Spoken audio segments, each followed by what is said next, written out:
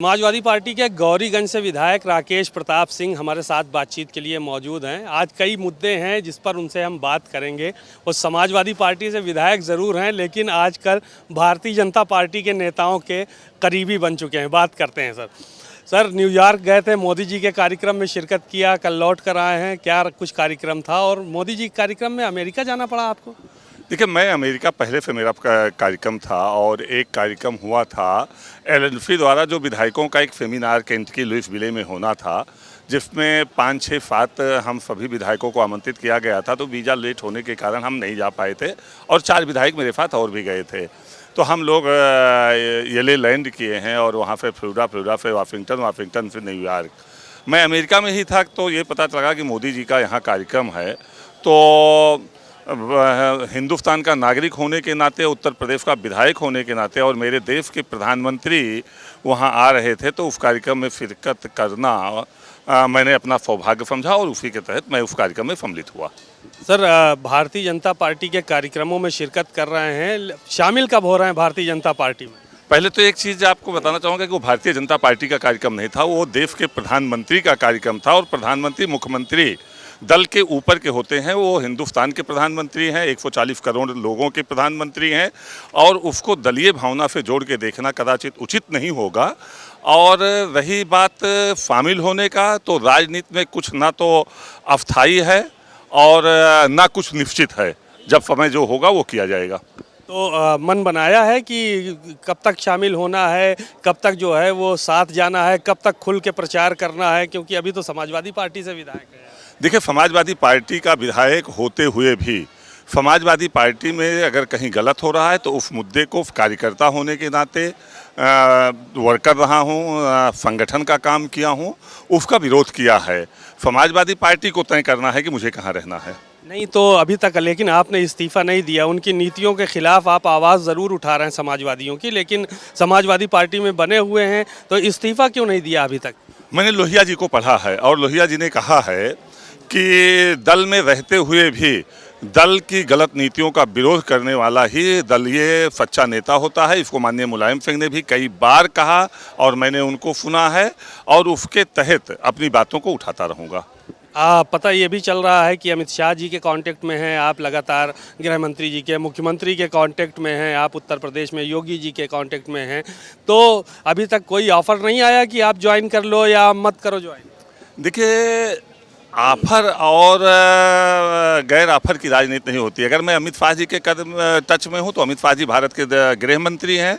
बहुत सी बातें हो सकती हैं जो मैं उनके साथ शेयर कर सकता हूं, उत्तर प्रदेश के विषय में, अपने ज़िले के विषय में और अपने विषय में।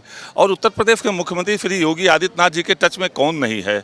मैं तो जब जाता हूँ मुझे वहाँ समाजवादी पार्टी के 4-6 विधायक मिल जाते हैं। मुझे कौन नहीं मिला मैं नाम नहीं लूँगा, लेकिन आप वहाँ मिलने वालों की लिस्ट उठा के देख लीजिए। कभी भी मैं योगी या फिर योगी आदित्यनाथ जी, माननीय मुख्यमंत्री उत्तर प्रदेश से मिलने गया हूँ तो 5-7 विधायक मुझे समाजवादी पार्टी के वहाँ जरूर मिले हैं। तो विधायक वहाँ पे जाते रहते हैं। अखिलेश जी बड़ा नाराज़ रहते हैं आप लोगों से, क्रॉस वोटिंग के बाद से लगातार वो नाराज़ हैं और तमाम तरह के बयानात भी उन्होंने दिए, आप लोगों ने भी सुना हो। देखिए, वो मैं राष्ट्रीय अध्यक्ष हैं और उनके साथ मैंने 20 साल काम किया है। वो बड़े हैं, वो उनको सब कुछ कहने का अधिकार है, लेकिन मैं उस पर कोई टिप्पणी करूं तो मेरे माँ बाप ने ऐसा संस्कार मुझे नहीं दिया है कि अपने बड़ों से, अपने नेतृत्वकर्ता के विषय में कोई टिप्पणी की जाए। लेकिन मैं इतना ज़रूर कहूँगा कि 5 साल 12 से 17 तक माननीय राष्ट्रीय अध्यक्ष जी उत्तर प्रदेश के मुख्यमंत्री थे। क्या वो भारतीय जनता पार्टी के विधायकों से मिलते थे कि नहीं मिलते थे? कांग्रेस के बसपा के विधायकों से मिलते थे कि नहीं मिलते थे?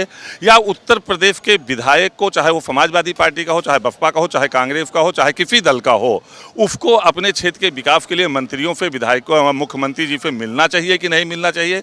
पहले ये तय करना, और ये तब तय होगा जब आपने 5 साल किसी से ना मिला हो समाजवादी पार्टी के विधायकों के अलावा। मैंने तो देखा है कि हम लोग बैठे रहते थे और भारतीय जनता पार्टी का कोई विधायक, मैं नाम लेके भी कह सकता हूँ 2-4 लोगों का, कि वो लोग आ जाते थे तो माननीय राष्ट्रीय अध्यक्ष जी पहले उनसे मिल लेते थे, हम लोग बाद में मिलते थे।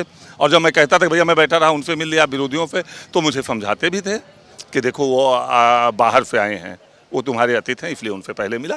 तो ये मुख्यमंत्री से मिलना क्षेत्र के विकास के लिए, क्षेत्र जिले के अधिकारियों के लिए, कर्मचारियों के लिए शिकायती तौर पे ये हर विधायक को मिलना ही पड़ेगा। अगर उसको दोबारा लौट के आना है तो क्षेत्र में विकास बिना मंत्री और मुख्यमंत्री के नहीं हो सकता है। आप ट्रांसफ़र पोस्टिंग या गलत बातों को मुख्यमंत्री तक नहीं पहुंचाएंगे तो उस पर सुधार नहीं होगा आपके क्षेत्र में। या तो आपका क्षेत्र लुटता रहे, आपकी जनता लुटती रहे थानों तहसीलों में, आप चुपचाप बैठे रहिए, देखते रहिए। तो इसके लिए तो मुख्यमंत्री से मिलना पड़ेगा। चर्चा बहुत तेज़ है कि आप लोगों की सदस्यता के लिए ख़त्म करने के लिए जो है वो चिट्ठी वगैरह भेजी जाएगी और विधानसभा अध्यक्ष को कहा जाएगा कि सदस्यता समाप्त की जाए। देखिए, ये जो होगा, एक हम लोगों के यहाँ देसी कहावत है कि ओखली में फल डाला गया है तो मुँहफर की चिंता नहीं की जाती है। अगर मैंने कुछ ऐसा किया है कि मेरी सदस्यता समाप्त करने के लिए, तो पहले राष्ट्रीय अध्यक्ष जी को पार्टी से बाहर कर देना चाहिए, उसके बाद सदस्यता समाप्त करने का वो दे देना चाहिए। तो वो तय करें उनको क्या करना है। नेतृत्वकर्ता वो हैं, नेतृत्वकर्ता हम नहीं हैं। हम कार्यकर्ता हैं, हम कार्यकर्ता के तौर पे अपनी बात को रखते रहेंगे। नेतृत्व तय करें कि उसको क्या करना है। चुनाव में किसके साथ रहेंगे? उपचुनाव आ रहे हैं, पूरे प्रदेश में आप लोगों के कहीं ना कहीं लोग हैं, टच में हैं, जनाधार है, तो उपचुनाव में किसके साथ रहेंगे? 10 सीटों पर उपचुनाव होने जा रहा है। जो जिम्मेदारी दी जाएगी उस जिम्मेदारी का निर्वहन किया जाएगा। किसकी तरफ से? भाजपा की तरफ से है कि सपा की?